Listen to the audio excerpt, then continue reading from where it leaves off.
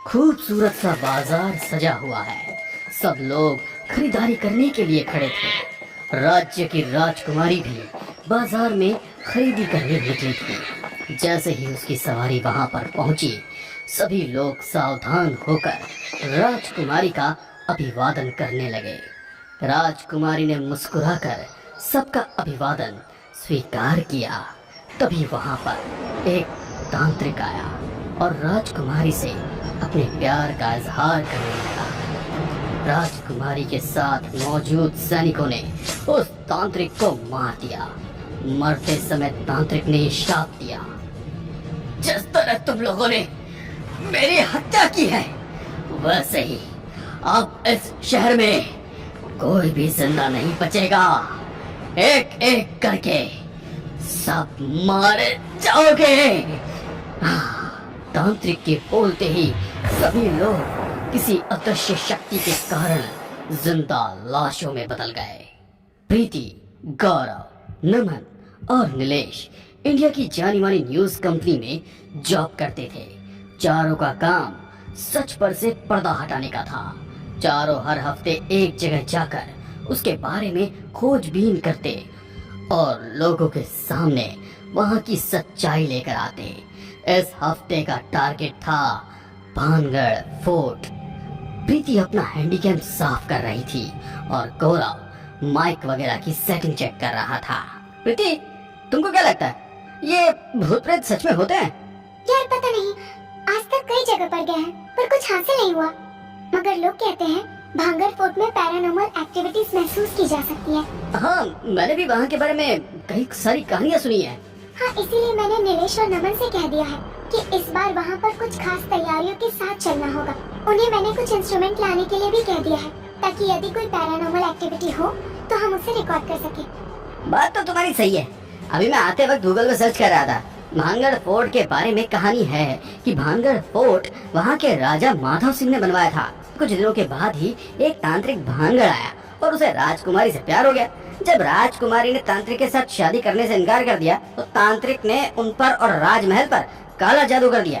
तांत्रिक ने कुछ ऐसा काला जादू किया जिस वजह से ये जगह हमेशा के लिए श्रापित हो गई और लाखों कोशिशें करने के बावजूद भी इसे दोबारा नहीं बसाया जा सकता। और हाँ, आज भी शाम होने के बाद यहाँ पर किसी को भी नहीं रुकने दिया जाता है। अगर ऐसी बात है तो हम लोग शाम होने के पहले ही भांगड़ से बाहर निकल जाएंगे। हमें तो वहाँ की सच्चाई सबके सामने लेकर आनी है। इसलिए मेरी मानो तो पैरानॉर्मल एक्टिविटी इंस्ट्रूमेंट के अलावा हम सभी लोग कुछ रोशनी के साधन भी लेकर चलते हैं, जो हमें रात के वक्त मदद करेंगे। वहाँ रात रुकने के बाद ही तो हम लोग वहाँ के राज से पर्दा उठा सकते हैं। कार से चारों भानगढ़ पहुँच गए। भानगढ़ फोर्ट किसी समय में खूबसूरती की मिसाल, मगर अब कई जगह से खंडर हो चुका है। प्रीति अपना हैंडीकैम निकालकर बाहर से ही उस किले को शूट करने लगी। नमन पैरानॉर्मल एक्टिविटी के इंस्ट्रूमेंट से कुछ सर्च करने की कोशिश कर रहा था। धीरे धीरे आगे बढ़ते हुए चारों किले के अंदर दाखिल हुए। जैसे ही चारों किले के अंदर घुसे, नमन की इंस्ट्रूमेंट में लाइट जलने लगी और तेजी से भागता हुआ एक इंसान उन लोगों से टकराया। उस इंसान की सांसें बहुत तेज चल रही थी। भागो, भाग जाओ यहाँ से, भाग जाओ, यहाँ मत रुकना, यहाँ मत रुकना, क्योंकि आज इतिहास फिर से खुद को दोहराएगा। नमन, ये कौन है और हमें भागने को क्यों कह रहा है? जरा बात तो करो इससे। इतिहास? किस इतिहास की बात कर रहा है ये? प्रीति, तुम भी कहाँ इस इंसान की बात सुन रही हो? शक्ल से ही पागल लग रहा है ये तो। खुद डरा हुआ और हमें भी डराने की कोशिश कर रहा है। चलो अंदर चलते हैं। पागल नहीं, बदहवास था। शायद कोई डरावनी चीज देख रही होगी। चुपचाप अंदर चलो। अंदर जाने के बाद हम लोग एक कोने में छुप जाएंगे, कोई आवाज नहीं करेगा। तो हम लोग आज रात यहाँ बिना किसी को कुछ पता लगे रुक सकते हैं। Great idea. हम लोग यहाँ रुककर सच का पता लगा सकते हैं और हम लोग यहाँ रुककर आत्मा से भी मिल सकते हैं, है ना प्रीति मैडम? यही सोच रही हैं आप? वहाँ पर आत्मा है या नहीं, ये तो वहाँ पर जाकर ही पता चलेगा। मगर अगर वहाँ कोई आत्मा हुई भी तो हम उससे बात करके ही उसकी मुक्ति का कोई उपाय ढूंढ सकते हैं। हाँ, आत्मा वहाँ पर तेरा ही तो इंतजार कर रही है।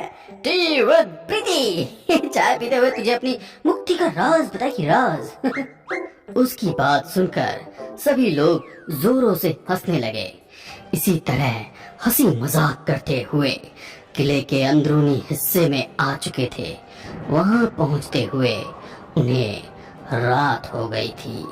चांद ने रात में किले की खूबसूरती और भी बढ़ चुकी थी। इतने सालों के बाद भी यह महल इतना खूबसूरत दिख रहा है, तो सोचो जब यहाँ पर लोग रहते होंगे तो इसकी सुंदरता देखने लायक होगी। मैं भी यही सोच रही थी, काश मैं उस समय को जी पाती जब इस महल में लोग रहते थे। मैं वहाँ पर जाकर इस महल को शापित होने से रोक सकती हूँ। महल को शापित होने से रोक सकती हो, मगर कैसे? मैं उस समय में जाकर राजकुमारी को इत्र की बोतल खोलने ही नहीं दूंगी। जब वह इत्र खोलेंगी ही नहीं तो महल शापित ही नहीं होगा। काश कोई रास्ता होता जिससे मैं उस समय में पहुँच जाती। यह कहते हुए उसने म्यूजियम में लगी राजकुमारी की तस्वीर को हाथों से सहलाया। तस्वीर को सहलाते ही मानो उसके शरीर में कोई करंट सा दौड़ गया और वो उस समय में पहुंच गए जब तांत्रिक ने महल को श्रापित किया था। अपने सामने खड़ी राजकुमारी को देखकर उसे यकीन हो गया कि अब वो इस महल को बचा सकती है। वो उनके करीब जा रही थी तो उसे देखकर राजकुमारी इस तरह मुस्कुराई कि मानो उसे पहले से जानती हो। मगर राजकुमारी की दासियां उसे देखकर आश्चर्य करने लगी। दूसरी तरफ सब लोग हैरान थे कि प्रीति जो अभी यहाँ थी अचानक कहाँ चली गई।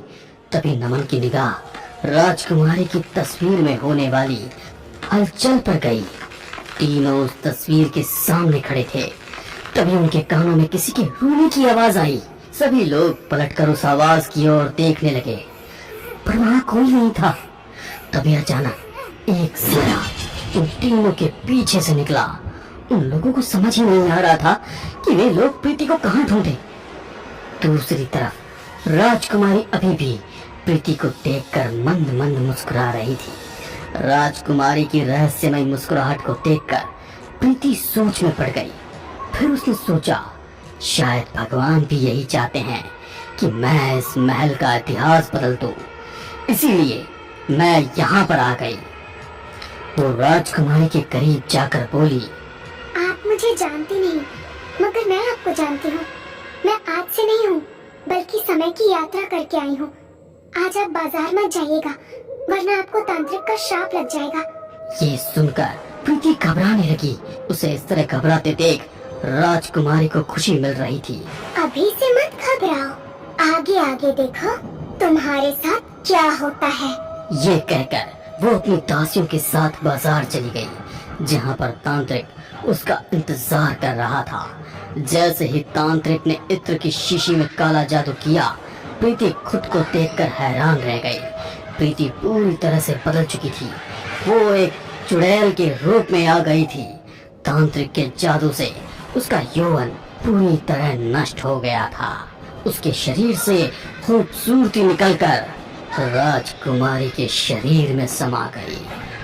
भले ही राजकुमारी तुमने मुझे नहीं चाहा, मगर मैंने तुमसे सच्चा प्यार किया है। इसीलिए हर पूर्णिमा की रात मैं तुम्हें एक जवान लड़की की ताकत और खूबसूरती प्रदान करता हूँ, ताकि तुम हमेशा यूं ही जवान बनी रहो। राजकुमारी पहले से भी अधिक खूबसूरत नजर आने लगी। जब बाजार से आई तो उन्होंने खुद से ही वो इत्र की बोतल फोड़ दी। इत्र की बोतल टूटते ही प्रीति का शरीर बुरी तरह से जलने लगा। वो जोरों से चिल्ला रही थी, मगर उसकी मदद के लिए कोई भी नहीं आया। एक एक करके हाथ पैर हर अंग जल रहा था। उसे इसी हालत में उन्होंने भविष्य में भेज दिया, जहाँ सब लोग प्रीति को ढूंढ रहे थे। किसी को यकीन नहीं हो रहा था कि म्यूजियम में से गायब प्रीति इस हाल में मिलेगी। और दूसरी तरफ राजकुमारी आने वाले साल में आज के दिन के लिए किसी अगले शिकार की तलाश में जुट गई।